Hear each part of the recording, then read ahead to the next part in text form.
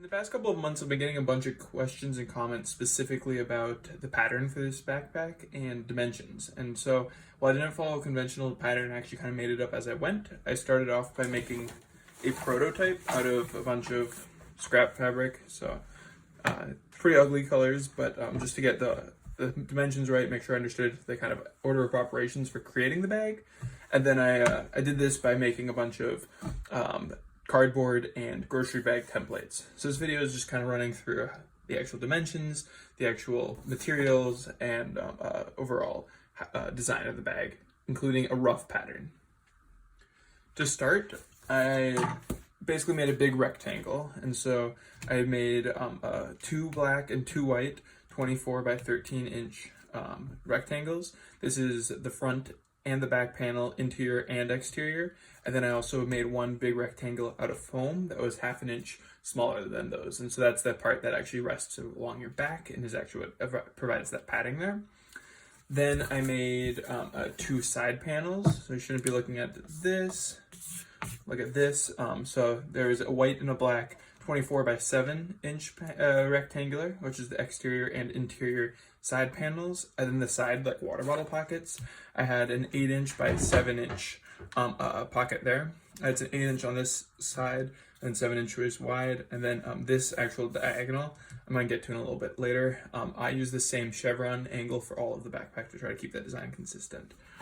So once again, it's two black, two white for the sides, two black, two white for the side pockets, and then two black, two white for the big back part, and then also the front panel as well. To make things a little bit clearer, I broke out the front panel like this. And so this is just a kind of overlay of what the whole looking at the backpack will look like. So if you've seen the backpack before, the top is white with a ripstop nylon. This chevron is black and has an internal pen pocket here, then an internal miscellaneous pocket for earbuds, whatever, two zippers to open into those two separate compartments, and then a big bottom pocket that I was calling the laptop charging pocket. This is actually covered in leather in the final version of the backpack. And this is just kind of to lay out how it all looks. When we're going from the actual design and shaping of it, the first piece I took was this big front panel, which was the baseline that we cut out from previously, the white sheet. Then I took a 4.5 by 7 inch rectangle or that diamond shape, put on here to make the pen pocket. The slope that I use in all of my pieces, every piece every time, is a 1/4 inch slope basically. This is relatively simple math. Basically, every time it goes up an inch, it goes 4 inches wide. So if you're looking here, it's going to go from 1 inch, which would be to this point. It's going to take 1, 2, 3, 4 inches to go across. And so that's the same angle I used for everything. So that's the side pockets that I was talking about. But that's a 1 inch up over by 4, so it's a 1/4 inch or 0.25 slope. And that's just kind of how I calculated everything, and I used that same number for all of the chevron pattern and everything else. So once you cut this out with that slope, what I'd recommend doing actually is just doing a big template piece that you can have that slope on, and you just copy it down. You know, you start your first line, you draw the top, you draw it below. It'll make things a little bit faster. Once I had that though, I folded over the top, did a top stitch there just to have a clean edge, and then I placed it on the internal panel, and then stitched around the edges, and then stitched each individual pen sleeve. So the pen is supposed to go under between those. Make sure you make these wide enough so the pen can actually fit in there. Initially on the test piece, it was really tight and I couldn't actually get pens in there. If you want to do Sharpies or bigger markers, you have to make sure it's an extra large sleeve too. On the other side, you just leave it blank as is. The next step is to cut out your pocket cover, which is basically the big chevron piece. This will not be seen. You can use any material you want. You can use a brighter fabric if you want it to be a little bit more visible inside. And this is basically creating a separation between the back panel and the front flap. And so that is going to go down just right there in the center. Currently, you're not stitching it down. You want to, this is where the order of operations gets really kind of special. And so you really have to take your time here. So there's going to be the pocket, a pocket cover. So that covers the pen pocket and then the miscellaneous pocket. You're going to have your bottom pocket, which is a big piece that I created. It's 13 inches wide. Everything starts as 13 inches wide, and then it's 8 inches, 8 inches, and then a 5-inch with that same quarter slope chevron pattern at the tip. And basically how that works is it folds like this. So it folds in on itself, and this folds over. And so the way it's going to end up is it's going to be sewn in to the bag just like that. And so it'll have a flap of fabric here. You can put stuff in, and then you'll have an exterior leather piece.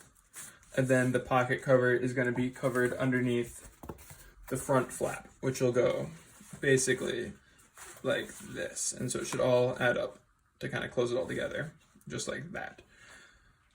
The final piece you need, this is the black piece in the front. The zippers are both above. And then finally, you need a white flap at the very top. And this is what I've been calling the external top panel. It's 12 inches long, same chevron pattern, and then 13 inches wide, like everything else.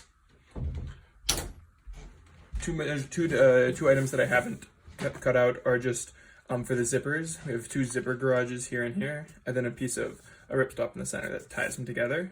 So for the actual order of operations, I created the zipper garages on either end. TheJasonofAllTrades has a great video on how to make that. That's where I learned. He does a much better job than I could ever do of explaining how to do that. So check out that video. I'll have it linked below. And then I just have a piece of ripstop nylon that I've cut to make that little chevron. It's actually a rectangle. It doesn't need to be shaped like a chevron. It just has the angles, these two lines. So it's really a rectangle there. So once you have that stitched out is where it starts to get a little tricky, because you're going to take, you don't need this bottom yet, but you're going to take the pocket cover top and stitch to the bottom of the zipper, fold it over, and then you're going to take the front flap and stitch to the top side of that zipper. So the zipper is basically just sandwiched in there for the time being. And then you're going to take that zipper and stitch along this flap as well. And so now you have this kind of free floating. Finally, to finish it all up, you're going to fold this up. So you can stitch along here, and then all the way down to this 5-inch mark, right down here, about halfway, to where you're going to swap out the bottom inside flap, and you're going to stitch that to the front liner, like this. And so you stitch them all out inside out first, so wrong way out, stitch them, turn them inside or right side out, and then you do a top stitch to clean it up and give you a nice edge. The one piece that I haven't mentioned yet is I also cut a piece of black foam out of this, just everything's 1/2 inch reduced, and that will go actually inside here to give this flap a little bit more structure. Finally, once you have these all sandwiched together, then you can actually go about stitching it down on top of this. And so the way I started is I actually started with the pocket cover, because it's only really stitched on the top. I stitched along the edge, down the middle, up to the top to separate these two sides of pockets, the edge, and then all the way across the bottom. And so that really secures that down. It just essentially you get that done prior to inserting. You do the zippers first before stitching it down, because you won't be able to access the flap to have the zipper set up and have that opening still. Then once I had that, I proceeded to stitch the edge of this pocket down and make sure that this edge up to this point was stitched. And now you have a flap that folds right along this line and opens up.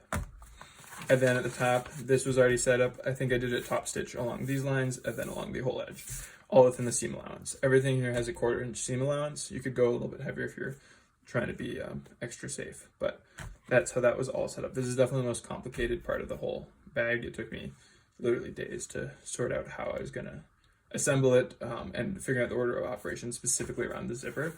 If you're trying to make this bag and save a ton of time and make your life a lot easier, just don't have zippers and pockets here. That would save you a ton of time.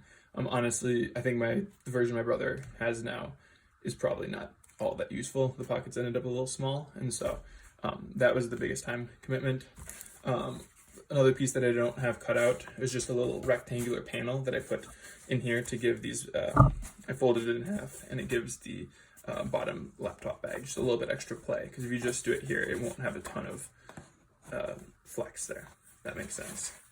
The next step would be to do the side panels, which once again are just these measurements. Once again, 24 by 7 rectangular, and then a 7x8, and that's again that quarter slope that I talked about. Really easy to calculate. It's easiest just to make a reference angle piece, and you can just trace it. You know, piece of cardboard, piece of plastic, whatever you have. And so then there's two black pieces and two white pieces.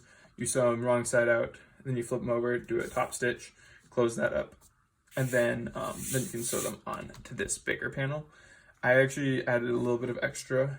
If you watch the video, I actually then folded these over, and so I think I made them an extra inch each way, and you can do that too. It just gives it the bag once again a little more depth of this pocket, but it adds another level of complexity that I don't know if I would do again if I was doing this bag again. It's easier to just have the stretch. I mean, you still have a 6" by 6", so a 12" diameter hole basically that you're creating to put water bottles in. I think an Nalgene would still fit just fine.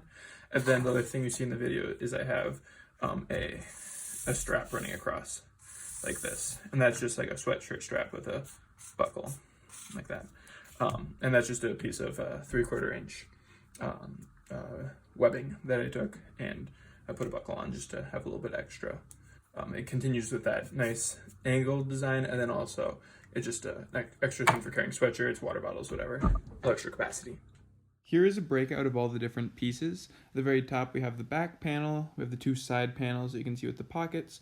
In the center is the one piece I didn't mention earlier. It's a 7" by 13" base panel for the very bottom of the backpack, the very base of the backpack.